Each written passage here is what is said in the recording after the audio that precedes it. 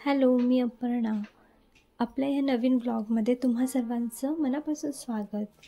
आज आपण फणस डे म्हणून सेलिब्रेशन करणार आहोत. तर तुम्हाला दिसतोय तो आहे एक फणस. फणस म्हटला की आपल्याला काटेरी फळ डोळ्यासमोर येतं, बरोबर? परंतु आपण जेव्हा तो फोडतो, कापतो, त्यावेळी आतमधले रसाळ गोड गरे खाऊन मन अगदी तृप्त होतं. आमच्या कोकणची माणसंसुद्धा तशीच आहेत बरं का, अगदी प्रेमळ, रसाळ. काकांनी त्यांच्या बागेमधून फणस घेऊन आले होते. आता एवढ्या फणसांचं करायचं काय? एवढे तर खाता नाके नऊ येतात. आणि खरं सगळेजण एवढे भरलेत ना, सगळं खाऊन खाऊन, मग एवढ्या मेहनतीचं करायचं काय? म्हणून आम्ही विचार केला, त्यातले गरे काढून मस्त काहीतरी एखादा पदार्थ बनवूया. सो काकाने आम्हाला मस्तपैकी फणस फोडून गरे काढून दिले आणि अर्ध्याने ते खाण्यामध्ये त्याचा आनंद लुटला आणि अर्धे फणसाचे गरे आम्ही वडेत करण्यासाठी ठेवून दिले. फणसांच्या गऱ्यांना खूप चीक असतो. त्यावेळी ते काढण्यासाठी आपल्याला हाताला अगोदर खोबरेल तेल लावावं लागतं, म्हणजे चीक आपल्या हाताला लागत नाही आणि हातसुद्धा खराब होत नाही. तर अशा प्रकारे काकाने आम्हाला सगळे गरे एका ताटामध्ये काढून दिले आणि मी त्या गऱ्यांमधून आटीला असतात, म्हणजेच फणसांच्या बिया असतात, त्या वेगळ्या करत होते, जेणेकरून उरलेला गर मला मिक्सरमध्ये लावता येईल. सो आम्ही जवळजवळ अर्धा तास तेच काम करत होतो. आणि जे फणसामधील गरे काढून जो उरलेला चोथा असतो ना, ते गाई गुरांना देतात. त्यामुळे तोही भाग वेस्ट जात नाही, म्हणजे प्रत्येक भाग फणसाचा उपयोगात आणला जातो. अशा प्रकारे हळूहळू एक एक बी पडता पडता पूर्ण ताट भरून गेला आणि हे गरे आणि फणस असे आम्ही वेगळे काढले.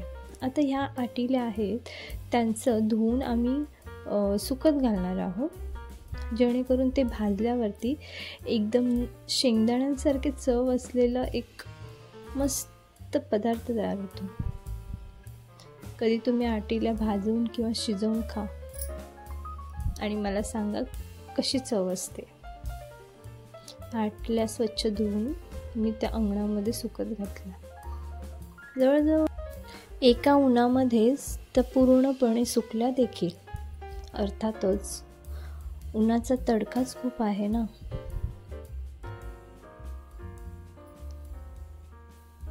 त्यानंतर मी गरे मिक्सरमध्ये काढून घेतले,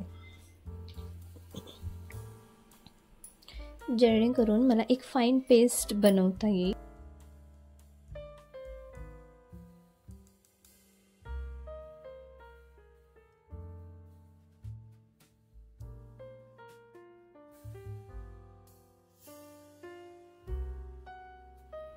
अशी फाईन पेस्ट तयार झाल्यानंतर मी त्याला एका चाळणीमध्ये गाळून एक मऊसर पेस्ट तयार केली. ती पेस्ट मी एका टोपामध्ये घेतली आणि त्याला जवळजवळ 5 मिनिट्स गरम केले.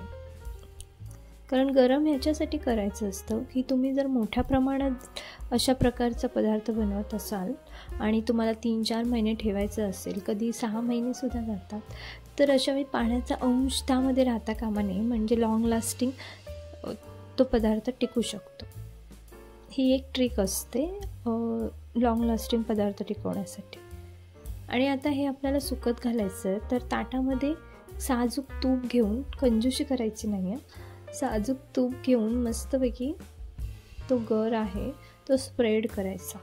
म्हणजे किती ताट, जेवढं पातळ होईल तेवढं आपण हे करायचं, स्प्रेड करायचं. आणि आम्हाला आमचं हे जुनं टेक्निक कौलांवरती सगळं सुकवण्याचं. गाव म्हटलं, कोकण म्हटलं की आम्ही कौलांवरती करवंद, आमसुळं, गरे साठ असे वेगवेगळे पदार्थ आम्ही कौलांवरती सुकवतो.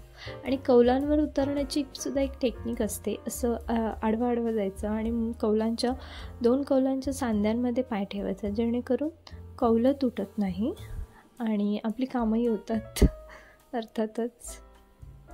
तर मी असे सुकवलेले साठ काढून घेतले आणि ते आता आपल्याला खाण्यासाठी रेडी आहेत.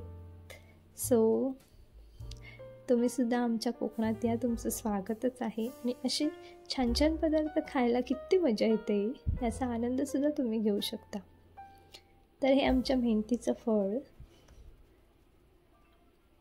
आणि आमची मेहनत कशी वाटली